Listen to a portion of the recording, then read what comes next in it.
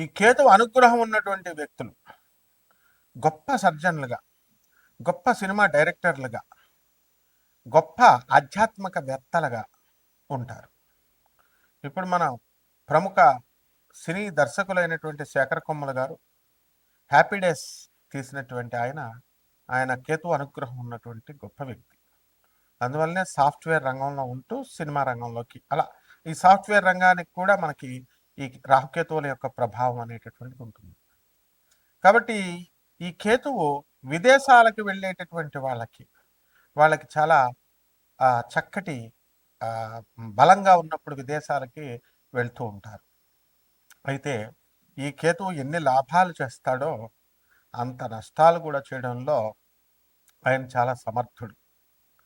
ఈ యొక్క కేతువు ఏం చేస్తాడంటే అష్టమములో కేతు ఉన్నప్పుడు ఆత్మహత్యా సదృశ్యమైనటువంటి సమస్యలను సృష్టిస్తాడు.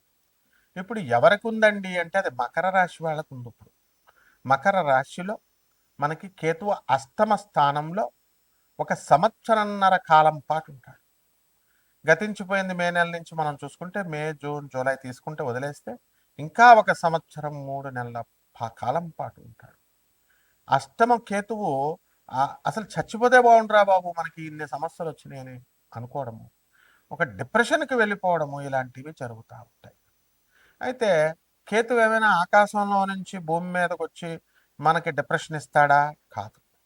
మనం మరి ఏం చేస్తాము అంటే మనకి చాలామంది మగవాళ్ళను ఇప్పుడు మనం తీసుకుంటే ఎక్కువ మంది ఫోన్లు గంటలు గంటలు తరబడి మాట్లాడుతూ ఉంటారు.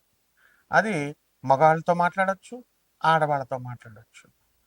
వాళ్ళంతా కూడా వాళ్ళ సోదంతా మీకు చెప్తా ఉంటారు.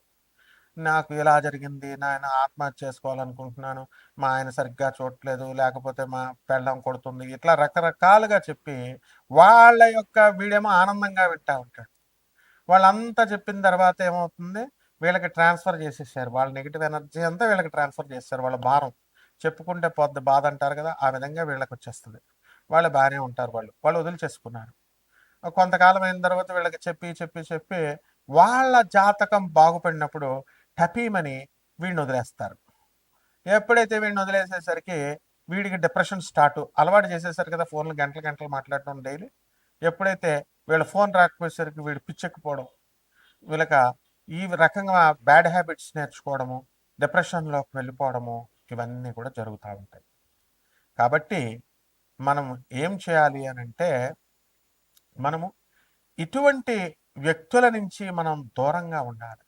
ఎవరైతే వాళ్ళ బాధలు మనకి చెబుతూ వస్తూ ఉంటారో అటువంటి వాళ్ళకి మనం ఛాన్స్ ఇవ్వకుండా, వాళ్ళ సోదంతా మనం వినకుండా కఠినంగా కర్కశంగా ఉండాలి. అదేవిధంగా ఈ యొక్క కేతువు మిస్టిక్ ప్లానెట్ కాబట్టి అసలు ఎంతసేపు కూడా ఊర్ధ్వాన్ని చూస్తూ ఉంటాడు, అంటే పైకి చూస్తూ ఉంటాడు. రాహు క్రిందకి చూస్తూ ఉంటాడు. అందువలన రాహుగ్రహ అనుగ్రహంతో పుట్టినటువంటి వాళ్ళు రాహు నక్షత్రమైనటువంటి స్వాతి, శతభిషం, ఆ తర్వాత ఆరుద్ర నక్షత్రాల వాళ్ళు ఎంతసేపు కూడా మిగతా వాళ్ళు కూడా రాహువు లగ్నంలో ఉన్న, లగ్నాన్ని చూస్తున్నా, ఇలా కొన్ని మనకి ప్రమాణాలు ఉన్నాయి. వాళ్ళంతా కూడా భూమి మీదకి చూస్తూ ఉంటారు. నా పెళ్ళం, నా పిల్లలు, నా ఇది ఆస్తులు సంపాదించాలి, ఇట్లా భౌతిక లోకంలో ఉండేటటువంటి కోరికల గురించి ఆలోచిస్తూ ఉంటారు. ఇక ఈ కేతువు ఏం చేస్తాడంటే పైకి చూస్తూ ఉంటాడు. నేను అసలు ఎక్కడి నుంచి పుట్టాను, నేను చనిపోయినప్పుడు ఎక్కడికి వెళ్తాను, నాకు అసలు మోక్షం వస్తుందా రాదా అని దైవ చింతన అనేటటువంటిది ఎక్కువగా ఉండి మనం దేవుడి గురించి ఆలోచించడము, పరలోకం గురించి ఆలోచించడము, ఇలాంటివి మనం చేస్తూ ఉంటాం. అయితే ఈ యొక్క కేతువుకి మళ్ళీ ఇంకొక విధమైనటువంటి లక్షణం కూడా ఉంది. చాదస్తం ఎక్కువగా ఉంటుంది. అంటే చాలామంది మనుషుల్ని మనం కనుక చూసుకున్నట్లయితే మనము ఈ చాదస్తం బాగా ఎక్కువైపోయి వాళ్ళు చెప్పిందే చెప్పడం, అడిగిందే అడగడం, ఇలా రకంగా ఇటువంటి మనుషులు మనకి తారసపడతా ఉంటారు. ఇదంతా కేతు బ్యాడ్గా ఉన్నప్పుడు, కేతు వాళ్ళకి అనుకూలమైనటువంటి పరిస్థితుల్లో లేనప్పుడు జరిగేటటువంటి పరిణామాలు. కాబట్టి ఈ యొక్క కేతువు, రాహుకేతువులు మనకి ఏమైపోయారండి, మన అందరికీ తెలిసిందే.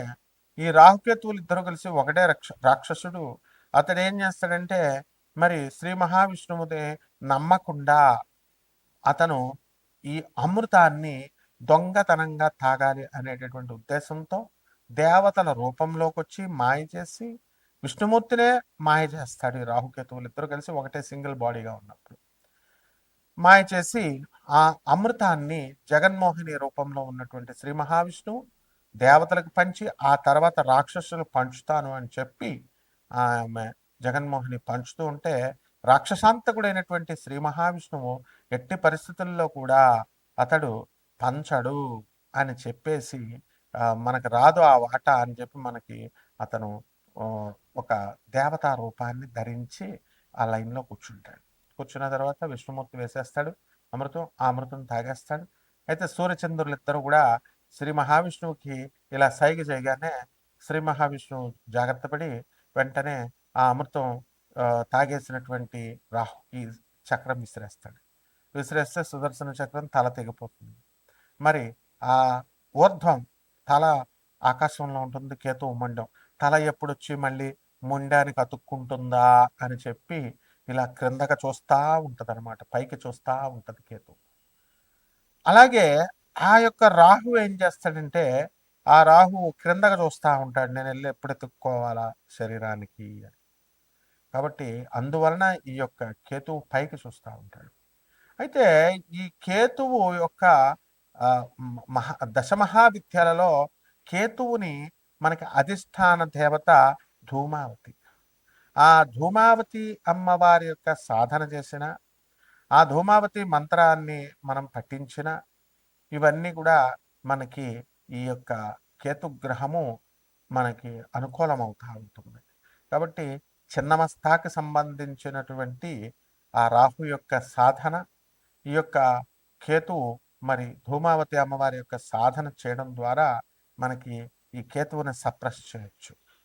ఇప్పుడు ఏ గ్రహంతో అయితే మరి ఈ యొక్క కేతువు కలుస్తాడో అటువంటి ఫలితాలను మనకి ఆ కేతువు అందిస్తూ ఉంటాడు.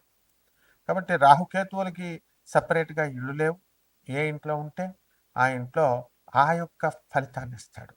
కాబట్టి కేతువు ఇచ్చేటటువంటి అమూల్యమైనటువంటి ఈ యొక్క దశల్ని కానీ ఫలితాలను కానీ ఏ మానవుడు కూడా అంచనా వేయలేడు.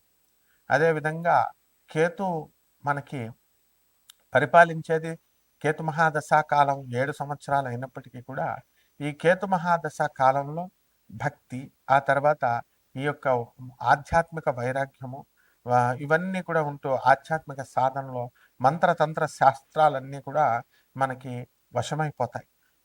అదేవిధంగా ఈ యొక్క కేతువు మనకి మంత్రతంత్ర క్షుద్ర శక్తులే కాకుండా యక్షిని, గంధర్వ, కిన్నెర, కింపురుష శక్తుల్ని కూడా మనకి వశం చేస్తూ ఉంటుంది. అదేవిధంగా ఈ యొక్క కేతువు రవిగ్రహంతో మనకి కలిసినప్పుడు ఈ మన యొక్క ఇళ్లల్లో ఈ యొక్క పితృదోషము ఉంది మన వంశంలో అనేటటువంటిది సూచిస్తుంది. కాబట్టి ఈ పితృదోషాలని అన్నిటిని కూడా ఆ యొక్క కేతుగ్రహం అనేటటువంటిది మీకు ఎలా నివారించుకోవాలి అనేటటువంటి జ్ఞానాన్ని మీకు ఇస్తూ ఉంటుంది. కాబట్టి ఈ కేతుగ్రహం అనుగ్రహంలో కేతుగ్రహాలకి మఖా నక్షత్రము, ఆ తర్వాత అశ్విని నక్షత్రము, ఆ తర్వాత కేతువుకి చక్కగా ఈ మహాదశల్లో మంచి ఉన్నతమైనటువంటి రూపాన్ని ఇస్తుంది మూలా నక్షత్రము. ఈ మూడు కూడా కేతువుకు సంబంధించినటువంటి నక్షత్రాలు కాబట్టి బహుసుందరమైనటువంటి రూపాన్ని ఈ యొక్క నక్షత్రం వాళ్ళు కలిగి ఉంటారు. అయితే ఈ కేతువు ఏం చేస్తాడు, మూలా నక్షత్రం వాళ్ళని తీసుకున్నప్పుడు వాళ్ళకి ఫలితం ఏమిటంటే ఈ కేతువు ఏ రాశిలో ఉంటే ఆ ఫలితాన్ని ఇవ్వడము, లేకపోతే ఏ గ్రహంతో కలిస్తే ఆ గ్రహానికి సంబంధించినటువంటి ఫలితాలను ఆ గ్రహంలా ఫలితాలను ఇవ్వడం చేస్తుంది. కాబట్టి చెడ్డవాళ్లతో కలిస్తే మనకి కేతు గ్రహము చెడ్డవాళ్ళు ఆకర్షితులవుతూ ఉంటారు. అందువల్ల ఈ కేతుగ్రహ మూలా నక్షత్రం వాళ్ళకి మనం చూసుకుంటే వాళ్ళు స్వతహాగా చాలా మంచివాళ్ళు, కానీ చెడ్డవాళ్ళు ఆటోమేటిక్గా ఆకర్షితులయ్యి వీళ్ళ దగ్గరికి వచ్చేసి వీళ్ళతో స్నేహం చేయడం జరుగుతుంది. ఆ విధంగా మంచివాళ్ళు అనేటువంటి వాళ్ళు వీళ్ళకి దూరంగా వెళ్తారు. అయితే వీళ్ళు మంచి వాళ్ళని ఆకర్షించుకొని చెడ్డవాళ్ళని వదిలేయాలి. ఈ నక్షత్రానికి అశ్విని నక్షత్రం అనేటటువంటిది ఈ కేతు గ్రహానికి వచ్చింది కాబట్టి డాక్టర్స్గా, సర్జన్స్గా మనకి ఈ కేతుగ్రహం అనేటటువంటిది ఉంటుంది. కేవలము కేతుగ్రహము కృషించినటువంటి శరీరం అనే కాకుండా మామూలుగా పుష్టిగా కూడా ఉండొచ్చు. ఇప్పుడు నాకు కూడా లగ్నంలో కేతు ఉన్నాడు. నేను కూడా మరి చిన్నప్పుడు చాలా లావుగా మంచి బొద్దుగా ఉండేవాడిని. ఆ తర్వాత మధ్యలో ఎండిపోయిన నక్కలాగా అయిపోయాం. ఆ తర్వాత మళ్ళీ గురు మహాదశలు ఇలాంటి దశలు వచ్చినప్పుడు లావుగా అవుతూ ఉంటాయి. ఇవన్నీ కామన్ అనమాట. సో ఈ 12 రాశుల మీద ఈ సంవత్సరం 3 నెలల పాటు ఈ యొక్క ఫలితాలు ఎలా ఇస్తుంది కేతువు అనేటటువంటిది ఒక్కొక్క రాశి వారికి మనం చూద్దాం. ఆ రాశుల్లో చేసుకునేటటువంటి పరిహారాలు ఏమిటి, ఇవన్నీ కూడా మనం తెలుసుకుందాం. కన్యారాశి, ఈ కన్యారాశి వారికి అందరికీ కూడా మనకి ఈ కేతుగ్రహ సంచారం వలన, ఈ ట్రాన్సిట్ వలన సింహరాశిలో ఉండడం ద్వారా మనకి అనేకమైనటువంటి మార్పులు జరుగుతాయి. చాదస్తం బాగా పెరిగిపోతూ ఉంటుంది. అలాగే విదేశాలకు వెళ్ళేటటువంటి ఆలోచనలు బాగా పెరుగుతాయి. ఇంతకాలం మనము ఇండియాలో ఉండి మనం ఉద్యోగాలు చేస్తున్నాం, మరి ఏం సంపాదించాం, మనం ఫారిన్ వెళ్ళి సంపాదిస్తే బాగుంటుంది అనేటటువంటి కోణంలో ఈ యొక్క కన్యారాశి వారి ఆలోచనలు సాగుతాయి. ఇక ఆదాయాలు వచ్చేసరికి బ్రహ్మాండంగా మనకి పెరగడం అనేటటువంటి జరుగుతాయి. ఉద్యోగాల్లో ప్రమోషన్స్, టీఏలు, డిఏలు, అరియర్స్లు ఇవన్నీ కూడా రావడం జరుగుతాయి. ఇక ఈ ట్రాన్స్ఫర్స్ కూడా మనకి అనుకూలమైనటువంటి ప్లేసులకు రావు. అలాగే కళత్ర స్థానంలో ఉన్నటువంటి ఈ యొక్క శనిగ్రహము ప్రభావం వలన కళత్రపుత్ర శత్రుత్వ కారణాయ నమః అని శనీశ్వరుడికి యొక్క అష్టోత్తరంలో ఉంటుంది. అటువంటి సప్తమ స్థానంలో మన యొక్క శనిగ్రహ ప్రభావము వలన వీళ్ళందరికీ కూడా కన్యారాశి వాళ్ళు భార్యాభర్తల మధ్య కాస్త ఆర్గ్యుమెంట్స్, వివాదాలు ఇలాంటివన్నీ కూడా వచ్చి అనవసరమైనటువంటి విషయాల కోసం ఆర్గ్యుమెంట్స్ చేసుకోవడం అనేటటువంటిది జరుగుతుంది. ఇక కొత్త నూతన ఉద్యోగాల కోసం మీరంతా కూడా ప్రయత్నించడం అనేటటువంటిది జరుగుతుంది. కాబట్టి ఈ యొక్క రాశి వారికి, మనకి కన్యారాశి వారంతా కూడా అద్భుతమైనటువంటి ప్రాజెక్ట్స్ని మీరు అందుకోవడం జరుగుతాయి. ఎవరైతే గవర్నమెంట్ కాంట్రాక్టర్స్ ఉన్నారో అటువంటి వాళ్ళందరికీ కూడా మనకి ఈ యొక్క టైంకి డబ్బులు విడుదల అవ్వడం అనేటటువంటిది జరుగుతాయి. మీరు ఇంతకుముందు ఎప్పుడో కొన్నటువంటి ఇళ్ళు కానీ, స్థలాలు కానీ అవన్నీ కూడా ఎక్కువ రేట్లకి మీరు అమ్మడం అనేటటువంటిది జరుగుతుంది. అదేవిధంగా ఈ యొక్క రాశివారి అంతటికి కూడా కన్యారాశికి మీరు అనేకమైనటువంటి ప్రాజెక్ట్స్, కొత్త ప్రాజెక్ట్స్ టేకప్ చేస్తారు. సంతానం లేనటువంటి వాళ్ళకి మీకు సంతానం కలగడము అనేటటువంటిది జరుగుతుంది. ఈ యొక్క కన్యారాశి వారికి అందరికీ కూడా మీకు నూతన సంతానము కలగడము, ఆ సంతానం వలన సంతోషము ఇవన్నీ కూడా జరుగుతాయి. పిల్లల పట్ల అనేకమైనటువంటి సంతోషం, ఈ యొక్క కోర్సుల్లో మనం కొత్త కోర్సుల్లో మనం జాయిన్ చేయాలి అనేటటువంటి ఆందోళనలో ఎక్కువగా మీరు ఉండడం అనేటటువంటివి జరుగుతాయి. ఇక కోల్డ్ స్టోరేజ్లు, ఇటువంటి బిజినెస్లు, అగ్రికల్చర్లు, ఆ తర్వాత ఎన్విరాన్మెంటల్ సైన్సెస్ మీద మక్కువ ఉండడము, అలాగే ఫెర్టిలైజర్స్ బిజినెస్లు ఇవన్నీ కూడా కలిసి వస్తాయి. ఎవరైతే బిల్డర్లు ఫారెన్లో వీళ్ళు అమ్ముకోలేకపోతున్నారో అటువంటి వాళ్ళంతా కూడా ఈ యొక్క స్థలాలు అమ్మడము, ఇవన్నీ ఎక్కువ రేట్లు రావడం జరుగుతాయి. ఇక పరిహారాల దగ్గరికి వచ్చేసరికి ఈ యొక్క కన్యారాశి వారికి అందరికీ కూడా మనకి శత్రువులు పీడ లేదు కాబట్టి దానికోసం చేసుకోవాల్సిన అవసరం లేదు. అయితే శని జపం చేసుకోవాలి, శని స్తోత్రాలు చదువుకోవాలి, శనికి కిలోంపావు నల్ల నువ్వుల నల్లని వస్త్రాలు ఇచ్చి పేద బ్రాహ్మణులకి శనివారం నాడు 8 గంటలకి దానం చేసుకోవాలి. అలాగే దశమహావిద్యల్లో ఒకటైనటువంటి మహాకాళి అమ్మవారి యొక్క హోమాన్ని మీ ఇళ్లల్లో జరిపించుకోవాలి. అందువలన ఫారిన్ కంట్రీస్, అన్ని ఫారిన్ కంట్రీస్ వాళ్ళు కూడా మా యుఎస్ఏ నెంబర్కి మీరు సంప్రదించవచ్చు. అలాగే ఇండియన్స్ అందరూ కూడా ఇండియన్ నెంబర్కి మనం సంప్రదించవచ్చు. ఇక ఈ నాన్ కమర్షియల్ బేసిస్తో మేము చెప్తున్నాం కాబట్టి తప్పకుండా those who are very seriously interested వాళ్ళు మా పాత వీడియోలు చూసి ఆ తర్వాతే మమ్మల్ని సంప్రదించాలని ప్రార్థన. బ్రహ్మాండంగా ఉంటుంది. శుభమస్తు.